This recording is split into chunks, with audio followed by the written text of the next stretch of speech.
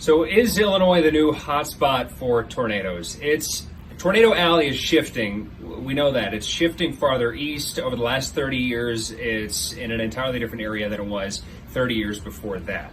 So it's shifting more east. I wouldn't say necessarily that Illinois is a hotspot because it's not, tornadoes aren't increasing as much as they are down south. So Arkansas, Mississippi, Tennessee, Alabama, those areas, then there is a big uptick in severe weather and tornado outbreaks there. Ours are going up, but I would say the hot spot is still south of Illinois.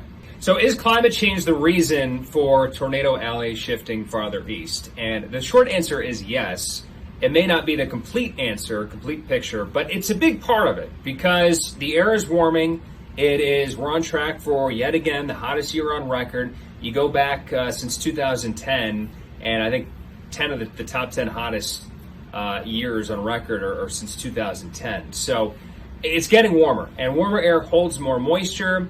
When there's more moisture in the air, there's more instability in the atmosphere, and so you have basically more ingredients to fuel these thunderstorms. So with the air being more humid and warmer, at the lower levels of the atmosphere, you get more lift and you get stronger thunderstorms developing. So those ingredients is a big reason why there are stronger storms, also more flooding events going on across the south, and now all the way up here toward the Chicago area too. So yes, climate change has a big part of the uptick in severe weather that we're getting around the Midwest. Well, I never want to say that should Chicagoans be worried? I never want to say that we should be worried. We should be prepared because the odds are one of these hitting you or home are low, but obviously they still happen. They can still happen in the city, even with big skyscrapers. You think you're safe in a major or densely populated area. And tornadoes don't go through there very often, but that's not to say that that can't happen. The wind likes to be undisturbed, and it likes the path of least resistance, and that's how you get some of these tight rotating updrafts in these thunderstorms.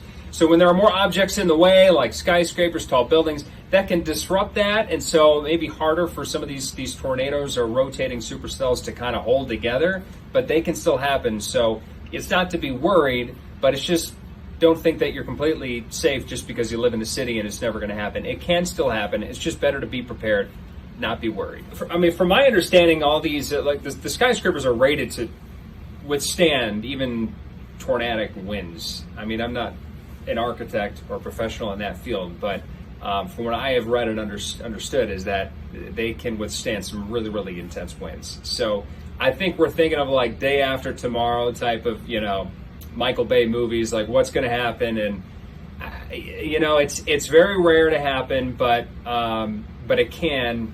And it's tough to say how that would shape out too, because it would have to be a really strong tornado to be able to kind of maintain its intensity going through so many buildings. And so, it's very rare that could happen, but the point is that it could happen.